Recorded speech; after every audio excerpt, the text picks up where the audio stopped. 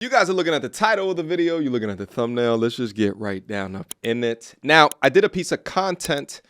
This is about 3 or so days ago. Title of that video was Boss Babe Gets Checked After Refusing to Date Average Earning Man. The content was taken from tonight's Conversations platform of this lovely young lady. I believe she goes by the name Dr. Sarah. This video amassed over 100,000 views, and the reason for that is because it brought into the spotlight this conversation around dating average earning men, a man making $70,000 per year. Would you accept that if you were making over $400,000? And began to articulate why. Now, it seems as though she was likening the amount of money that he was making to his leadership capabilities. I talked about that. But during the conversation, she received exceptional pushback from this lovely young lady right here. Nevertheless, I found a follow-up conversation to this where she was acknowledging the backlash that she was receiving from the internet, as well as doubling down with this young brother, Tony. This is a hell of a freeze frame right here. We're not going to edit it out. But was doubling down on the conversation with this brother. His name is Tony Baker, hilarious comedian and super intelligent brother. So I wanted to break down this conversation. And let me also be specific. It's not so much about her words specifically, but around the general aura of what this conversation means within modern dating today, and to know that there is a majority of women that think just like her, irrespective of the dating hierarchy as it exists today. So I wanted to go and dissect the conversation and have a little bit of fun with it. Without further ado, a man's finances plays a big part in how we roll. Oh, I have a question. Yeah. Now, currently, I'm being eaten alive on the internet because I was asked, What you say? would I date a man that makes $70,000? What do you think my answer I know was? your answer was no, because we had the conversation. I was like, really? Now, tell me why be that's bad. surprised. I don't think it's bad. Why is it judged so harshly? Because, well, you got many different factors. Yeah. Please tell me, as from a man's perspective, I need to know. A lot of people fall into that price range. What does that have to do with me? Because when people see you say something, Yeah. based on just you, this is just my preference. My preference. Immediately, people go into, oh, you talking about me. Right. And so that's the knee jerk. Yeah. So that's why they like, oh, this, that, and the third. Right. And you have the people that have been gold dug on. Okay. Yeah. And, she just after the money, man. And so you got that coming at you. Yeah. Mm-hmm. So, and people get in their feelings, they get triggered by various reasons like, well, I make this, and, so they feel away. So, but everybody has their preference. Everybody has their preference. Everybody has their preference. And you know what? I got to break this down, okay? Because they've been saying, I've been waiting on Sarah to explain what she meant when she said what she said. Yeah. So for those of you that have been rocking with me, I appreciate you not jumping to conclusions. Yeah. But this, I'm going to give the science behind it, and then I'll talk about preference, right? Okay. Let's get into The science behind it is human nature. Masculine men desire an aesthetic because it says health, right? Yeah. Aesthetic, which is beauty. This is why masculine men want a beautiful woman. Yeah. Being a beautiful woman is a part of being high value, right? So they want that because symmetry usually means health, which means healthy air. Yeah. So either subconsciously or consciously, one of the reasons why masculine men are seeking beautiful women is because they want healthy children. Whether you know it or not, that's just the truth. Yeah. That's the science behind it. For feminine women, we are naturally seeking safety and security. Okay. So do you have to make what I make or however much you make or whatever that may, the dollar amount, it's not about the dollar amount. It's I personally, my life, I can't even live where I live off of $70,000 a year after taxes. I'm homeless. You know what I mean? I don't fit into that vision. And I don't want to feel bad for not fitting into a vision. But let's take it back to science. If I'm supposed to be seeking safety and security, the same way that I desire that is the same way that a man wants an aesthetic. So as a man, if you wouldn't take a woman, because 80% of people are overweight or obese in America, if you wouldn't take a woman that's 70 pounds overweight and universally unattractive, but she has a good heart and she nurtures you and she loves you, and she cooks and she cleans and she does all those things, would you choose that woman? All right, we're going to let Tony cook here in a quick second, but I got to address her specific points. She brought it back to science. Masculine men want most attractive, feminine women want highest degree of protection and provision. But the error in her ways is that in the original clip, she compared him making $70,000 with him being a leader. It's about leadership. So for me, But money if doesn't I'm equate good- to No, leadership no, at That's what all. I'm This is saying. what I'm saying. I'm saying if you are going to lead me in the ways, that means you need to have the mindset. That means you need to have the mentality, the emotions, the spirit, Okay. the energy. If you're going to lead this household, I don't. That's not unlocked at $400,000 per year, Sarah. That's what I'm trying to. It's not unlocked. And all of a sudden they have like this masculine leadership epiphany. Ability to lead as a masculine man is loosely correlated with the amount of money that you are bringing in. And I would say it's more so correlated if the guy is making $30,000 a year as opposed to $70,000 a year. But after $70,000 per year, there is so much diminishing returns when it comes to being an effective leader within a life, within a family. So when she says that it's not about money, that's a lie, because it's absolutely about money, because money affords different lifestyles. If she says that these are my standards because I want this lifestyle, then I, and most of the internet, ain't got no issues with it. It's the equivalence of money to leadership. But let's let them cook. Me, personally, or just you, in general? In general, what do you think Gotcha. most men would say? They be like, nah, you know what I'm saying? No, I but gotta she go. has a good heart. Yeah, but she you know, loves you. But she you cooks know, and she cleans. But it is, you know, the fried chicken. Right. man. So the truth is, you wouldn't because you don't have to. Yeah. That's the truth of it, right? Even if she's going to the gym every single day. Now, people will say that's harsh. It is human nature. This is may the strongest survive. Yeah. You know what I mean? So True. I personally think that we need to stop being so sensitive about people's preferences. I agree. We need to stop being, and also if I am working on myself mentally, emotionally, physically, spiritually, financially, and energetically, what is wrong with me wanting to be equally yoked to a person that is also those things? Yeah. Now, does that mean that a man that makes $70,000 a year doesn't deserve love? No, Yeah. it doesn't mean that at all. It means they absolutely get to have the woman that they desire. And for me, I've worked to a point where that's my preference is not to have that. Yeah. And I don't think there's anything wrong with it.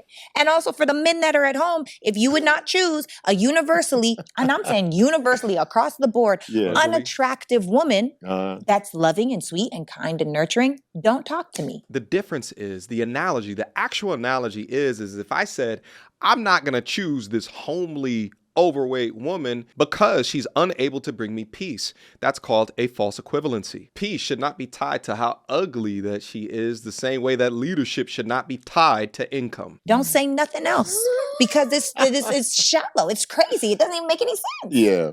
Does that make sense though?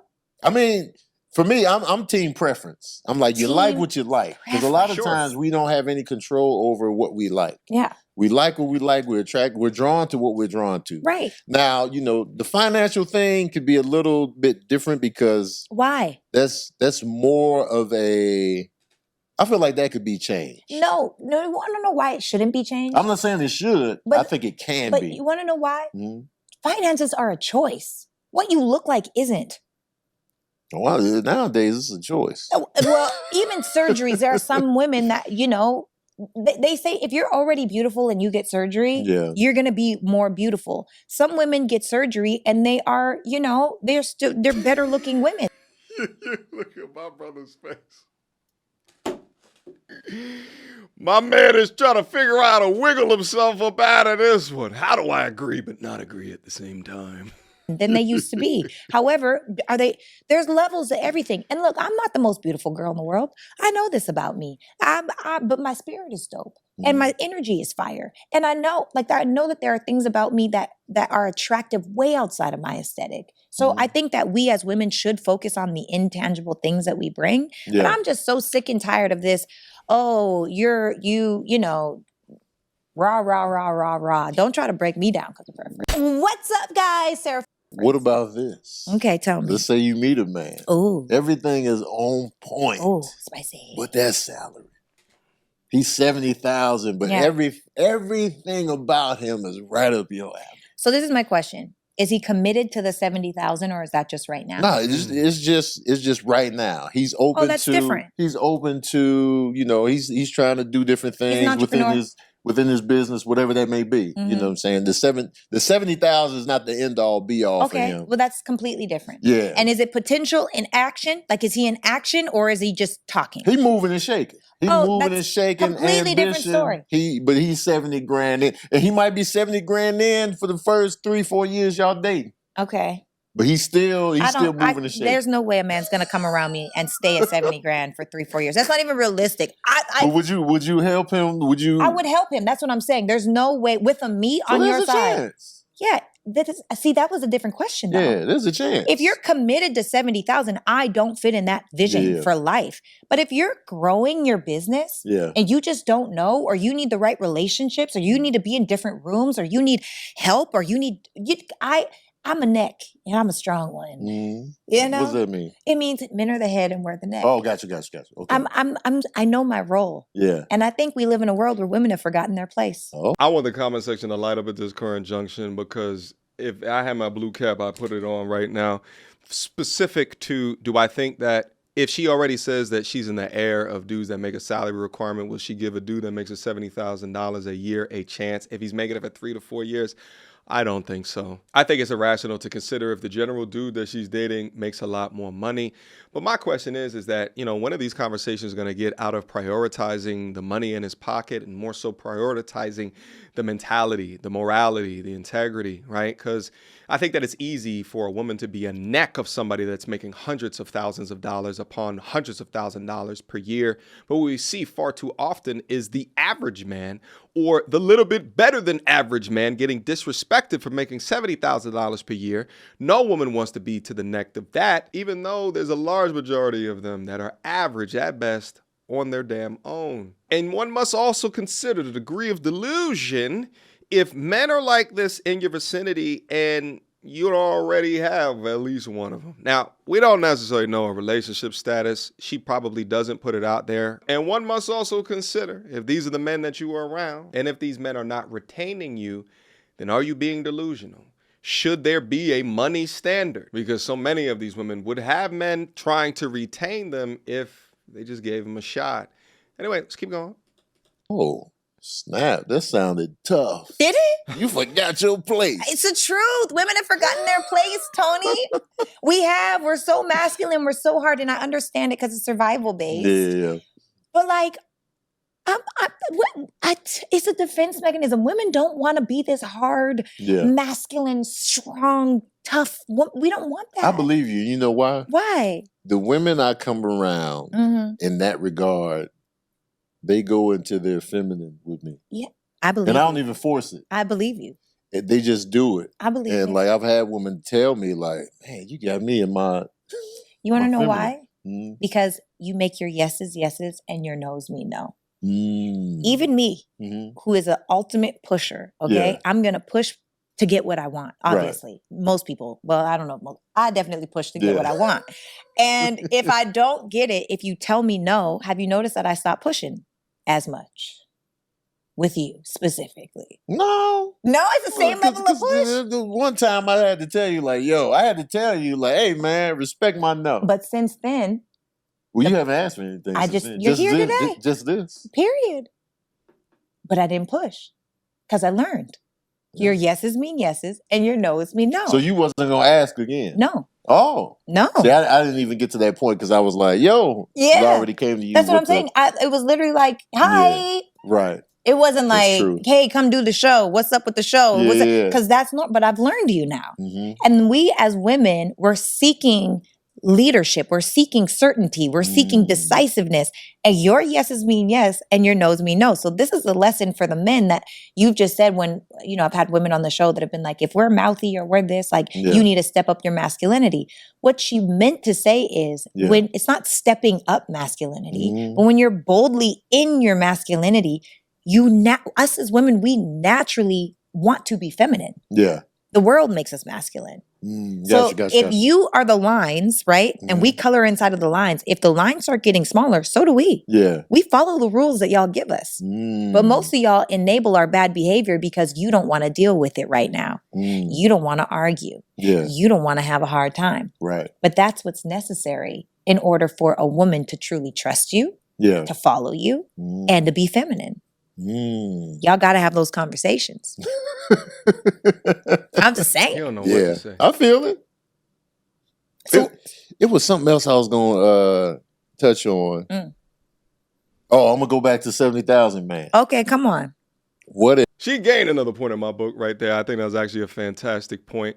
I think a lot of young dudes, in an effort to keep peace within their life, they will kick the can on setting boundaries. But just like she said, and I will tell you guys time and time again, you must hold firm to your boundaries. You create the island. You create the standards. You create the requirements and the expectations. And she dropped her little fancy boat into the port of your island. You must always consider that dichotomy. The port got rules and regulations, baby. If you allow the bullshit, the trash on the pier, for them to come during the non-wake hours where they're not supposed to be ported, you allow them to dock too long, too many people on the boat, whatever the situation is, you got to hold frame to the rules. You got to be stoic and never go beyond whatever the rule set is. Because if you do, if you allow the bullshit, that's when the respect goes down. But you also must keep a tally of how much that they're going outside or trying to color outside of the rule book. Because if they get to the point where it's like it's seemingly on purpose, or if they're doing it more often than not, then you must demote. Let's go.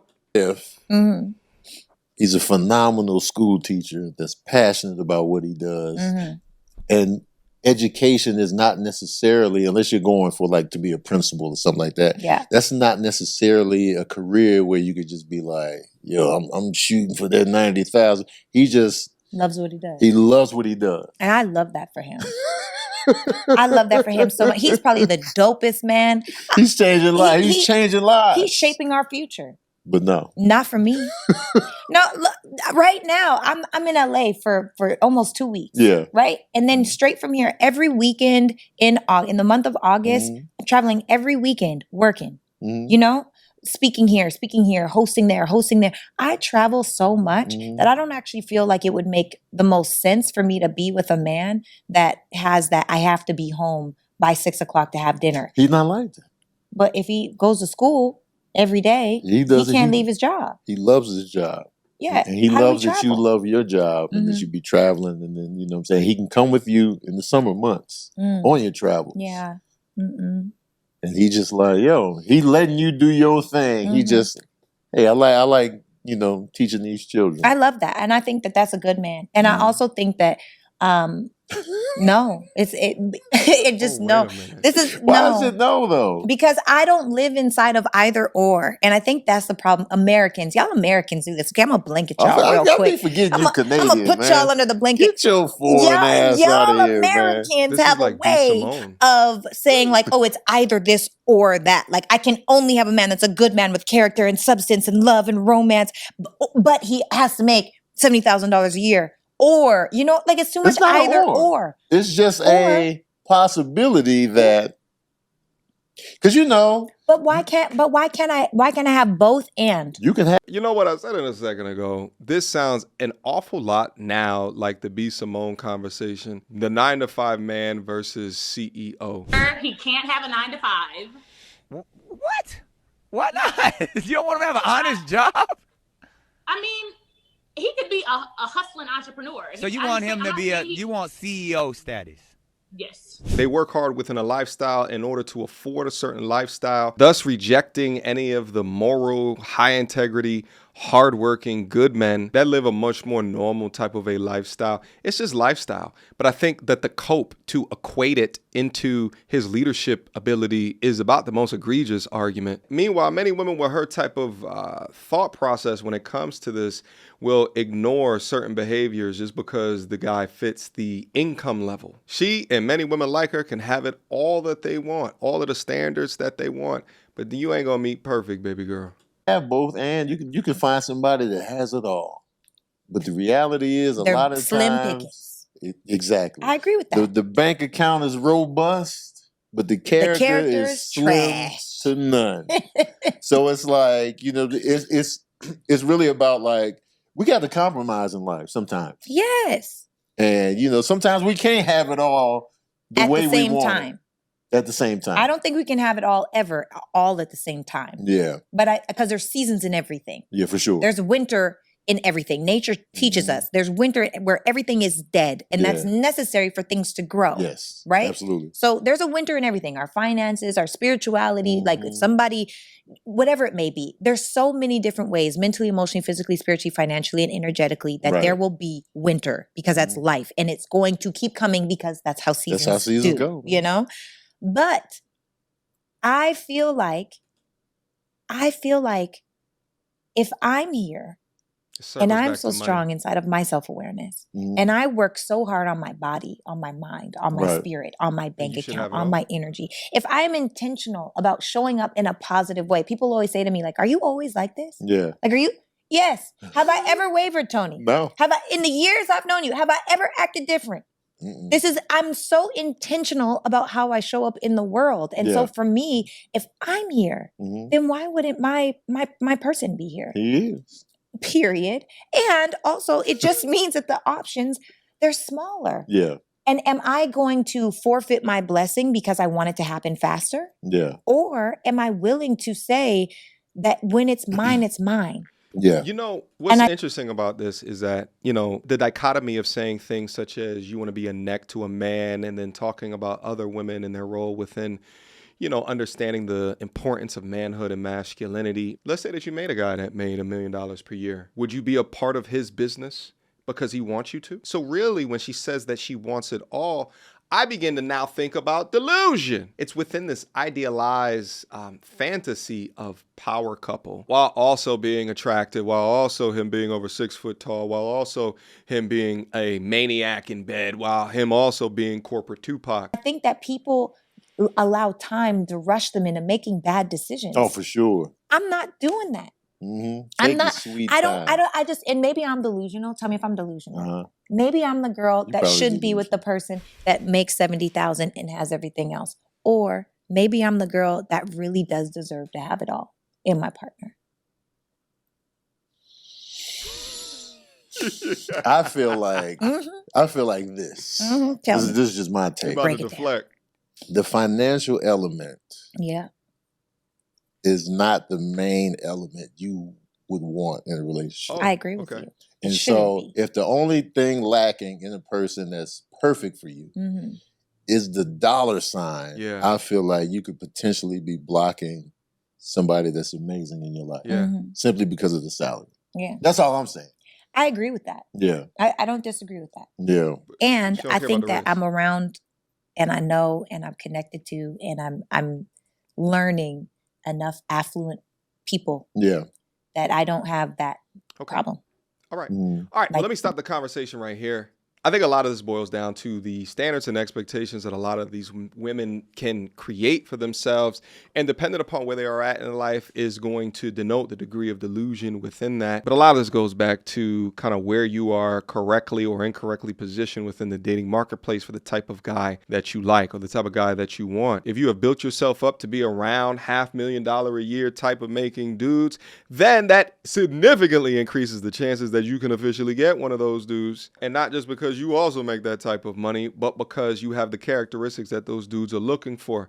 More often than not, those dudes making that type of money don't care how much money that you're making. So then you have to stand up the other tried and true methods that we go over in this channel time and time again of what is necessary. Men of that caliber value, and he may not value your lifestyle as well. Because while that man is choosing you, not because of the amount of money that you're making or the type of lifestyle with that money that you get, he's going to be chasing you because of your character.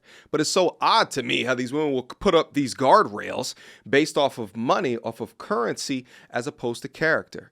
They should be choosing, as what men choose, character over currency, especially if both y'all together make over $500,000 per year. Because at that level of money, you're way beyond like the lowest level of Maslow's hierarchy of need of food, water, shelter, whatever.